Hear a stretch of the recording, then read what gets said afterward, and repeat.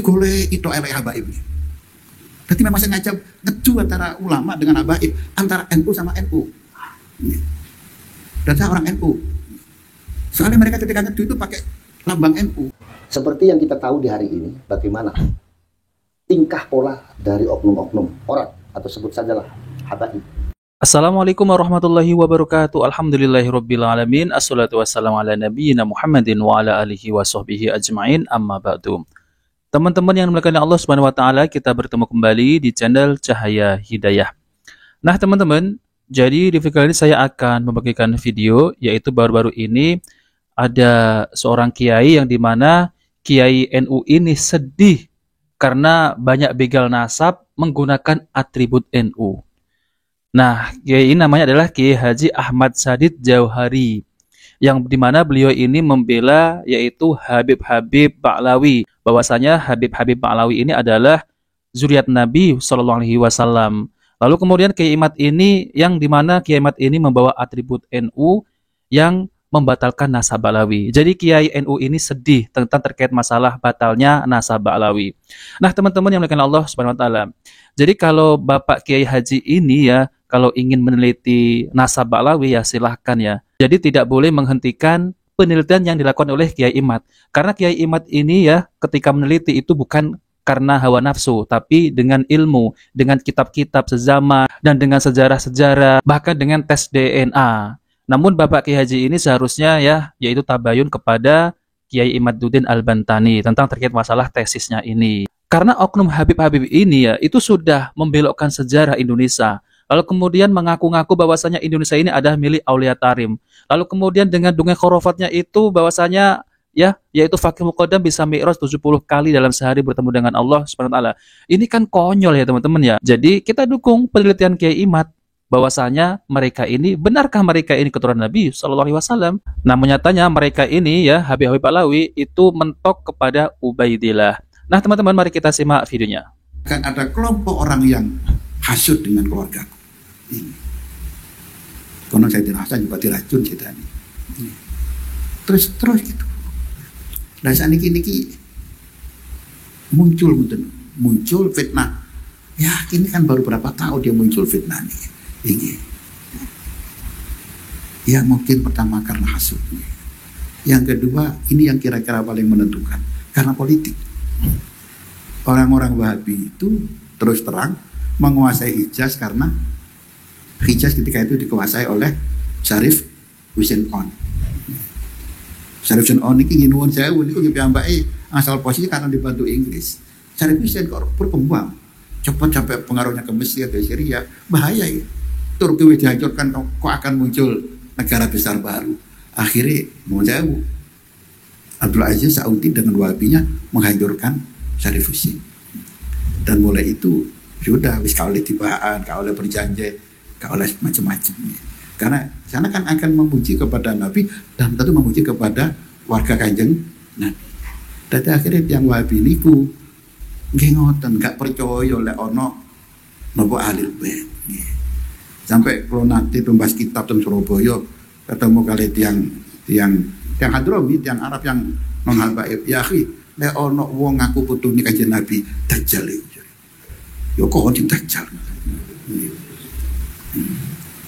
Mereka punya alasan karena mazhab itu dari laki-laki, sementara Hasan Husain Badriyati dari Sayyidah Fatimah. Jadi bukan cucunya Kanjeng Nabi.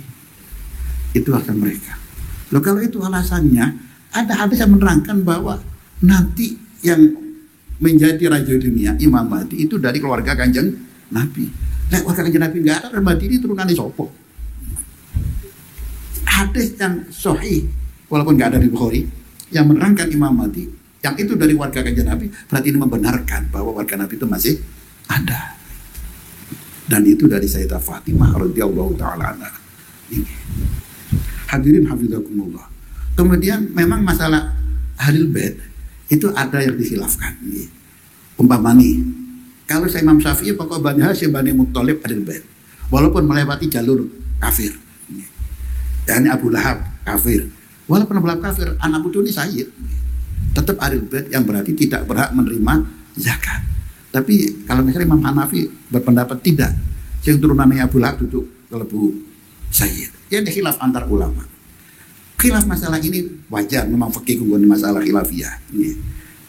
Dan itu rahmat bagi kita. Termasuk nuwun sewu. Yang juga karena ini karena nonton ya, digoleh itu elek habaib. Berarti memang sengaja ngeju antara ulama dengan habaib, antara NU sama NU. Dan saya orang NU. Soalnya mereka ketika ngeju itu pakai lambang NU. Jadi seakan-akan ini dari PBN, padahal kami orang PBNU, kami ya Miftah dan kiai-kiai yang lain gak senang dengan gerakannya tukang fitnah itu. Nah, teman-teman yang dimuliakan Allah Subhanahu wa taala. Jadi Bapak Kiai ini tidak setuju dengan tesisnya Kiai Imad, yang dimana tesisnya Kiai Imad ini padahal ya teman-teman itu secara ilmiah ya, dan berdasarkan kitab-kitab nasab, kitab-kitab sezaman dan sejarah juga, bahkan tes DNA. Dan tidak lain juga yaitu tentang ilmu filolog ya teman-teman. Ya, saya hormati tentang apa yang diucapkan oleh Bapak Kiai ini tentang terkait masalah yaitu Habib di Indonesia ini adalah putra Nabi. Tapi juga hormati yaitu tesisnya Kiai Imad, yang dimana Kiai Imad ini meneliti itu bukan dengan hawa nafsu, melainkan dengan ilmu. Nah, kalau Bapak Kiai ini ingin meneliti ya silahkan ya. Tapi kalau tidak meneliti ya silahkan. Namun kalau ada yang meneliti ya jangan dibenci ya. Lalu kemudian jangan difitnah gitu ya. Nah, teman-teman dimuliakan Allah SWT. Jadi ya banyak penyeleneh-nyelenehan yang dilakukan oleh oknum Habib-Habib ini ya, Habib-Habib Ba'lawi. Yang dimana mereka ini dari dalam ceramahnya itu padahal selalu menghina kiai-kiai pribumi. Misal seperti Habib yang bodoh itu lebih mulia daripada 70 kali alim ulama ya, kiai. Tentunya Bapak Kiai ini kalau mendengarkan ya aneh ya, itu ada dalam kitab-kitab mereka ya, kitab-kitab Ba'lawi. Bukan itu saja ya teman-teman, tentang pembelajaran sejarah. Lalu kemudian mereka ini kalau ceramah itu khurafat-khurafatnya yang sangat luar biasa. Apakah Bapak Kiai ini bisa menerima ya tentang terkait masalah itu? Nah, maka dari itu ya kita dukung ya tesisnya Kiai Imad. Nah, teman-teman dimuliakan Allah SWT. Jadi memang sekarang ini ya banyak orang yang menolak Habib untuk datang gitu ya teman-teman. Ya, untuk datang di suatu wilayah. Ya karena mereka ini apa yang bisa diambil ilmunya ya. Jadi mereka ini hanya sholawatan ya bisanya. Tapi kalau ceramah malah isinya ngibul, malah khurafat, malah meninggikan kakek-kakeknya dan merendahkan orang-orang pribumi ataupun disebut merendahkan kiai gitu ya teman-teman. Nah, oke teman-teman, kita langsung saja mari kita simak videonya. Seperti yang kita tahu di hari ini, bagaimana tingkah pola dari oknum-oknum orang atau sebut sajalah habaib. Yang jelas nyata-nyata banyak sekali memberikan doktrin yang salah kepada masyarakat. Itu pun menjadi tanggung jawab kita sebagai murid dari kiai dan ulama Nahdlatul Ulama. Kita tidak boleh diam. Kita tidak boleh diam. Kalau kita diam dan membiarkan itu terjadi, maka kita sama dengan murid yang membiarkan amalan-amalan dari guru kita yang baik itu diganti dengan amalan-amalan yang tidak baik. Maka kita tidak boleh tinggal diam. Kita harus terus berjuang kembalikan masyarakat kepada kiainya. Karena kita sudah tahu dan kita sudah mendapatkan pelajaran banyak. Masyarakat ketika dipegang, diasuh oleh kiainya, masyarakat akan tenang, khusyuk dalam beribadah, istiqomah dalam beribadah, dan ghirrah, semangat untuk mendidik anaknya dengan keilmuannya akan sangat tinggi.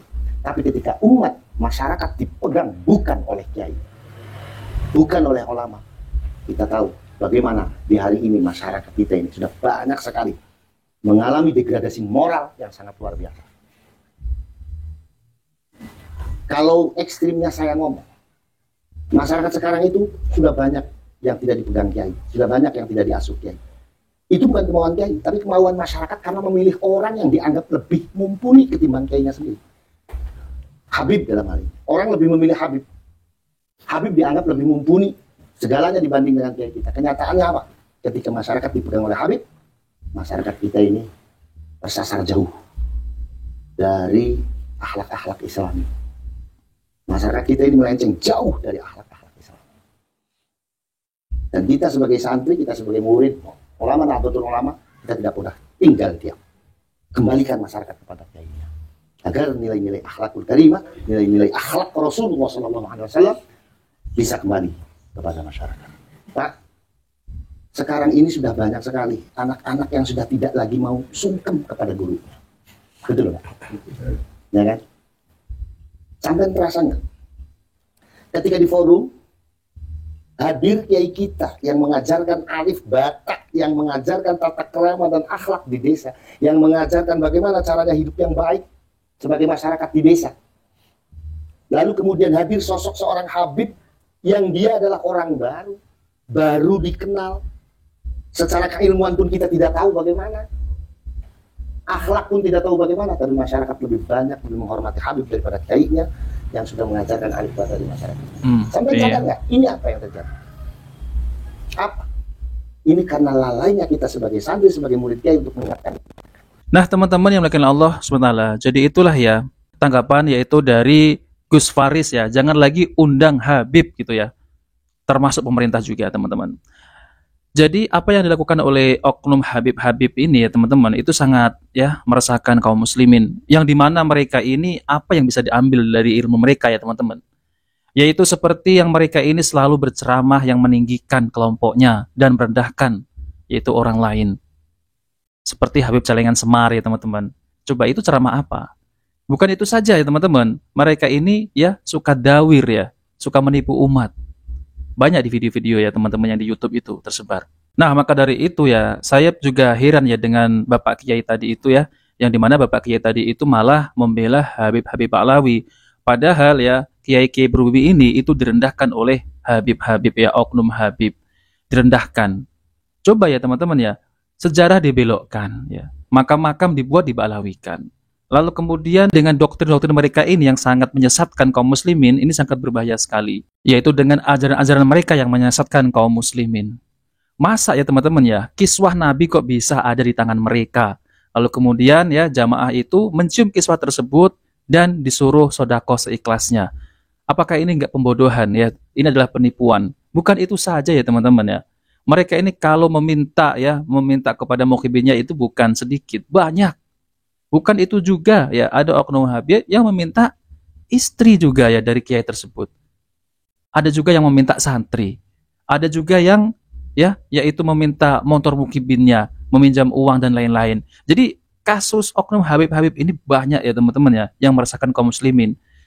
Jadi apa yang bisa diambil ilmunya dari mereka ini teman-teman?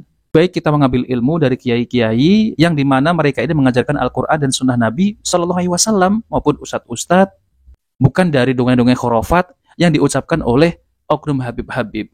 Nah, maka dari itu saya setuju sekali yaitu dengan Gus Faris ini ya, yang dimana jangan undang Habib lagi ya. Ya, apa yang bisa diambil ilmunya ya? Tentu kosong nanti ya. Tidak ada ilmu yang bisa kita ambil dari Habib tersebut.